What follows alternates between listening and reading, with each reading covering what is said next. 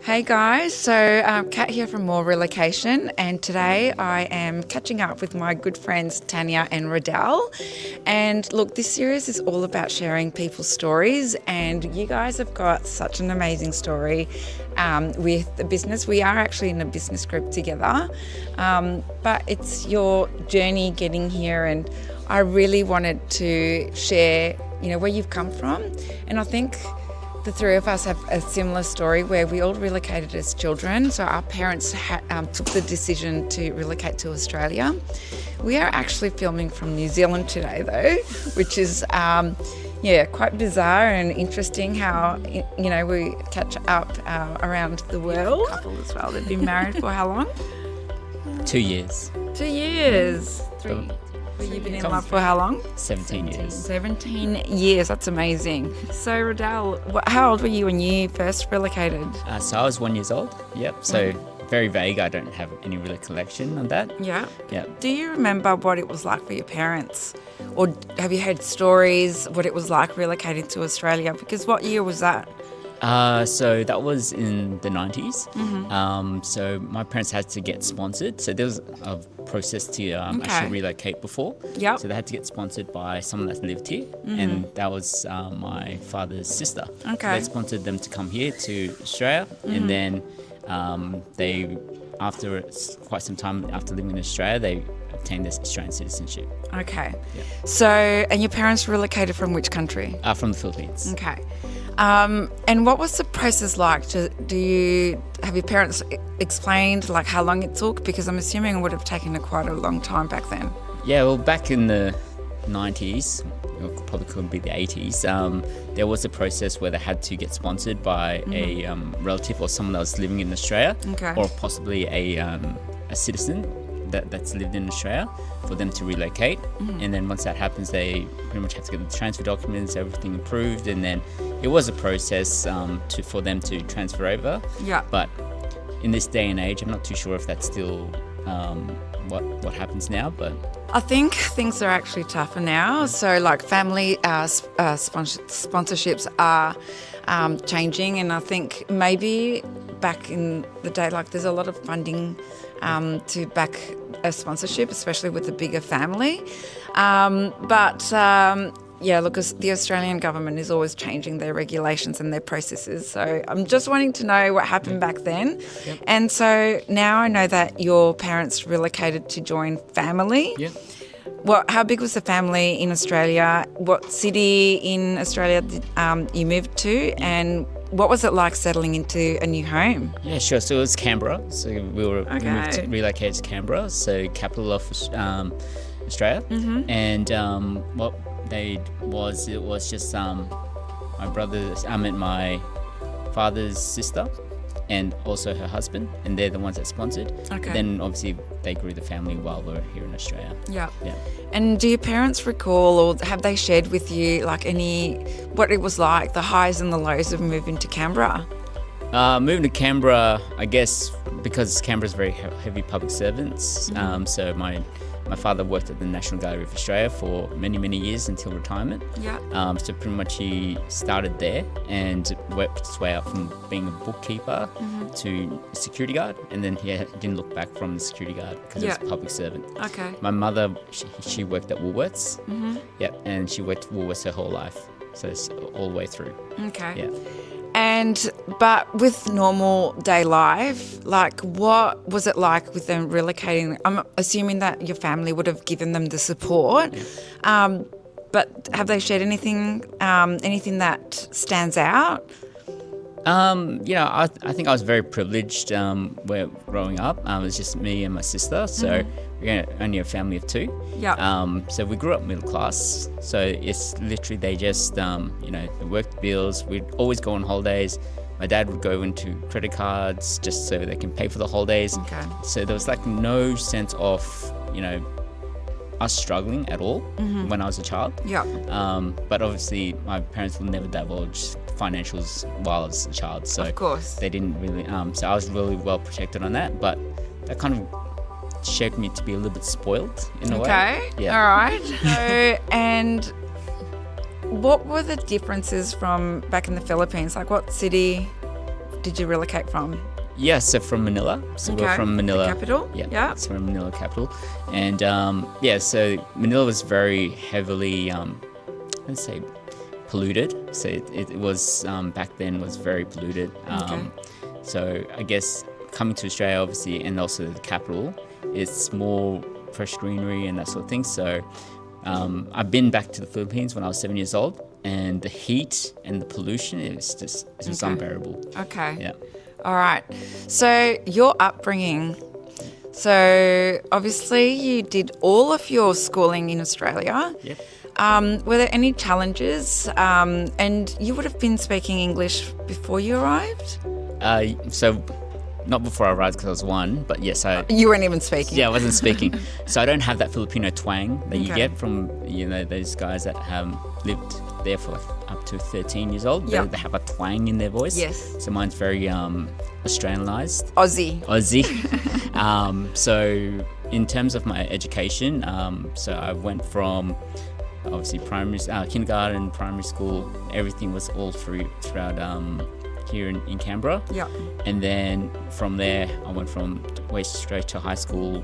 And then in Canberra, they have high school and then college. So that's from high school is from year 7 to year 10, and then college is from year 10 to 12. Okay. So went to college, and then I decided to take a gap year, became a personal trainer. Great. So that lit a fire in me and said, I really want to help people, because obviously personal training is all about talking to people and that sort of thing. And growing up in a typical Asian family, obviously doctor's your next career move. So I did a biomedical degree. So I went there and did a biomedical degree, and but I was a broke ass uni student. Okay, why were you broke? Well, what were you spending your money on? So I was broke because my parents saw independence in me. They moved to retire at 20 when I was 22 years old. Okay. And I had to make it on my own. So I was like, all right, well, I pretty much lived at some friend's house and pretty much have to go through that struggle. But it was a lesson in life to say, okay, you can't always be privileged. You can't always have $1,000 in your bank every single day. Yeah. So that's where I grew to shape up the challenges and why I decided that career shift, because being a biomedical doctor, it still takes a long time to become a GP, which was my ultimate goal. I know you had to go do your residencies, and then you had to do another test, and then you had to do more studies.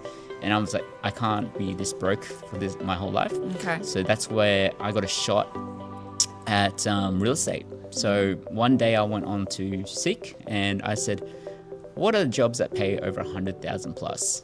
So there was a few jobs.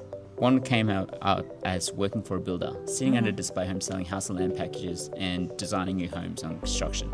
So I'm like, okay, I'm going to apply for this job. Applied for this job, and I worked for a small builder who actually paid for my real estate license at the time. That's very, very lucky. Yeah, so he paid for my real estate license because he wanted to start up his real estate division. But the only reason why he got me on board is because he saw how much I love to help people, being a personal trainer, and he knows that personal trainers have very good communication skills.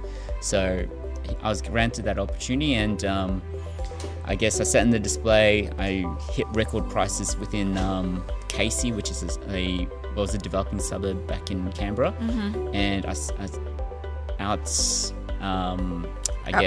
outperformed and looked at what I was making, and then what a doctor would be making, and I'm like, it's kind of the same thing already. So I'm like, so that's why I decided property is my venture. Okay. But I did finish my degree because I said that piece of paper, yes, it's a piece of paper, but I was in the display homes doing my biomedical assignments while I was sitting at the displays. Good on you. And yeah, I just if I start something, I have to complete it. And and I felt like, yes, this piece of paper this degree didn't get me to what I'm doing now, but it's helped me with obviously communicating and writing, and that's where that's how we're able to achieve the success we have today.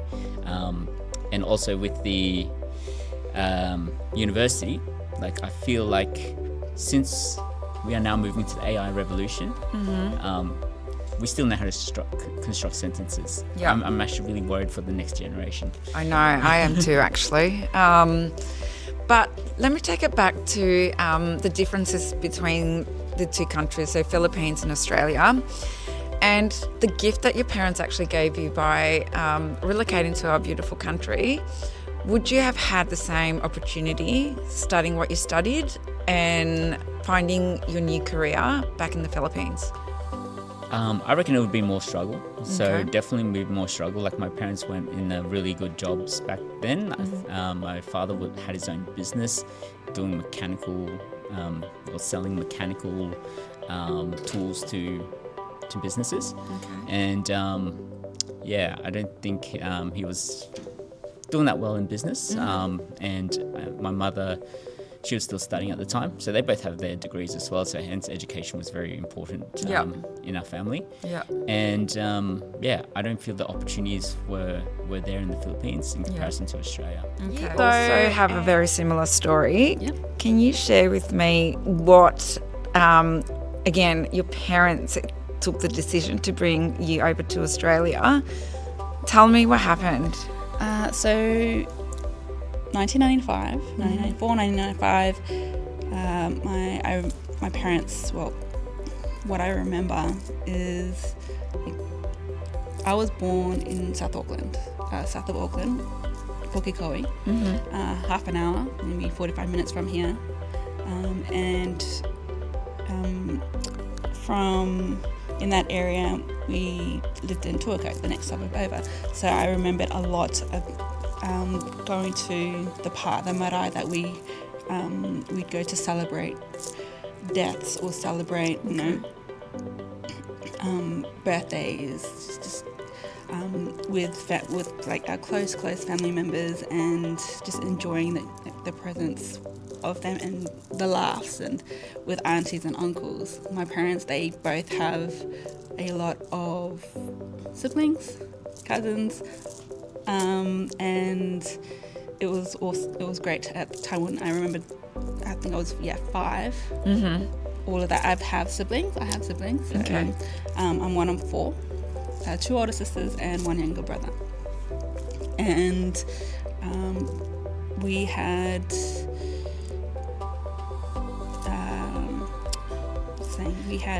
in that area in Tuakau, we would go to school. We were only like in kindy or daycare, whatever.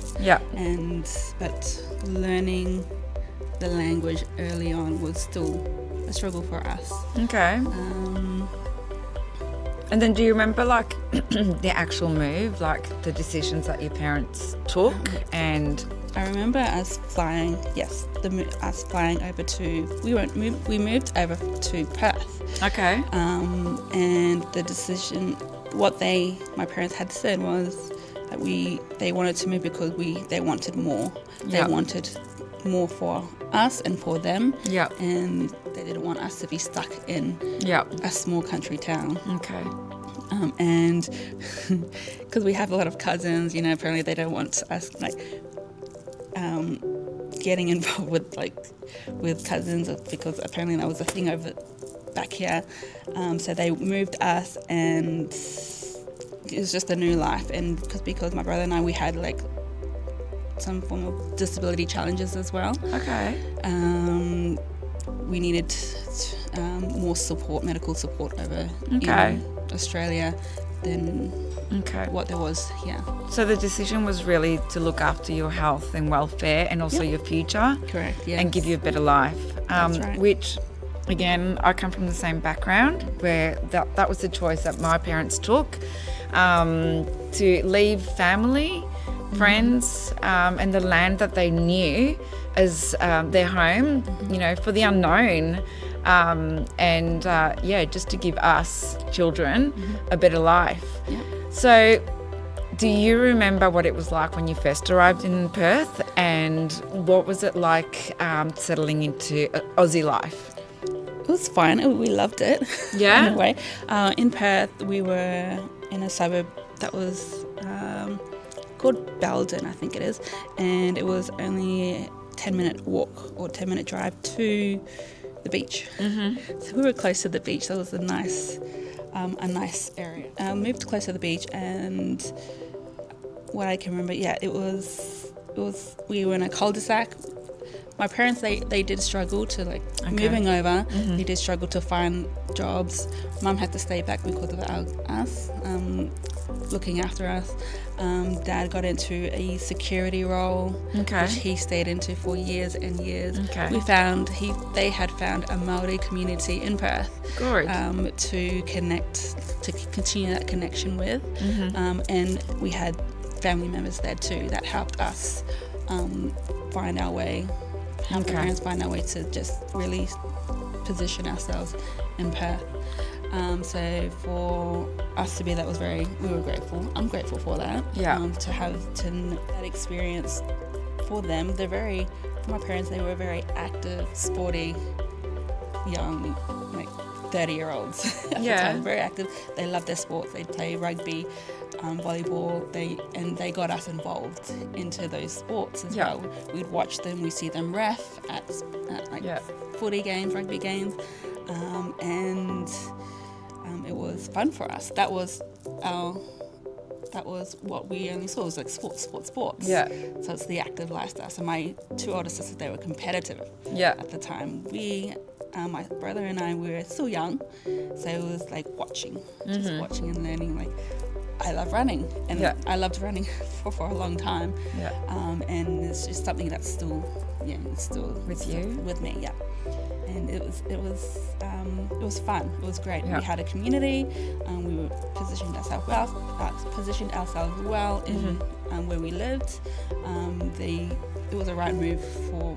So for us as kids, it was a privilege. Really huge. Wow. So I think about that all the time. What happened if we didn't move? So how different do you think your life would have been had you stayed? It would be completely different. Because initially I was whāngai out, so I was adopted out for probably 2 weeks, 3 weeks, until my parents wanted a boy. So it was a completely different scenario. And my parents had given me away to their auntie and uncle because they couldn't conceive or anything. And I had a different name on my birth. My goodness. I'm getting to know you so much more. Oh my God, tell me, what was your name? And it's even on my original birth certificate too. Wow. So it's Stacey Marie. Marie. So do you feel any connection to that name? No. Really? No. Oh, wow. So none whatsoever. I'm just really, when I look at my birth certificate, wow, that's on there. It was the change of name. So, from Stacey Marie to Tanya Lee Parioranga. So is that your adoptive name? That your Stacey Marie, yes, correct, yes. So Stacey Marie is your birth name? No, it was. What did it have on there? So in Tanya, is that your Stacey Marie was my birth name, and then the adopted name was Tanya Lee. That's what I meant. So Tanya's your adoptive. So you moved over with your adoptive family? No. Or with your birth parents? No. So I moved over with my birth parents because my mum. She had such guilt. Sitting in the back first, 3 weeks. It's 3 weeks of having me away or something like that. She has such guilt that she wanted me back. And she couldn't the courage for her to do that.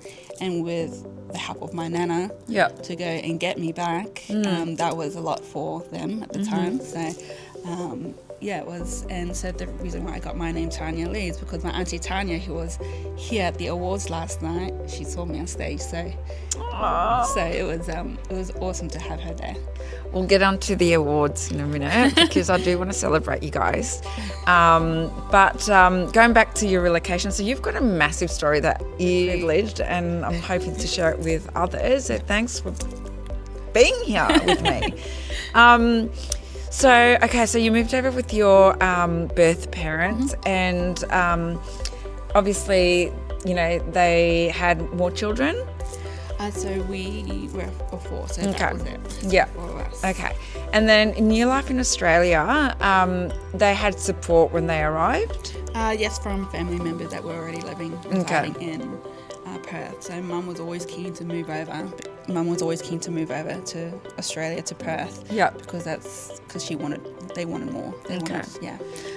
And for them, it was knowing somebody who is feeding that information about the area, the location, about the area. Yeah. Okay. Good. So I guess that leads into my next question. So you know that MOR.Healthcare, we're a recruitment agency, but we've branched out and opened up and launched a new business, MOR Relocation, where taking our stories of relocation and moving across the seas to call Australia home. I remember my parents struggling, especially back then. No, we didn't have the internet, right?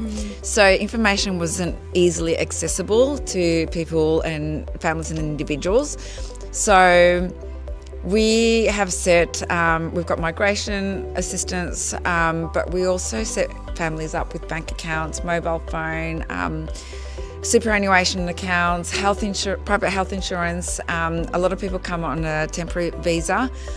So we are making sure that people come well supported. Yep. Plus, we give them a lot of information and resources around, transferring international licenses, how to open your Medicare account, how to apply for a TFN, your tax file number, which is needed for employment. The list goes on. My question to you is, how would your family have benefited from that had they not had, obviously, like you guys were so lucky to have your family support, but do you see benefit in that, and how would your parents have been able to use that service? Absolutely, a huge help for them. It would be like a sigh of relief for them. Yeah. For me, if that was me, I'd be like, yes, I've got so much support that I can do this confidently and not having to be worried about, oh shit, what do I need to do next? Fine, go on. What do I? Who do I need to contact? The phone calls, and it would be a huge benefit to have that. Yeah, really, definitely takes the weight off your shoulders to have that support and know that they'll be okay. Yeah, and look, we support people with a relocation specialist, so they are supported by one person from the point that they decide to contact us with either a visa, and sometimes people don't have visas, so we can also support them with applications and getting that process started.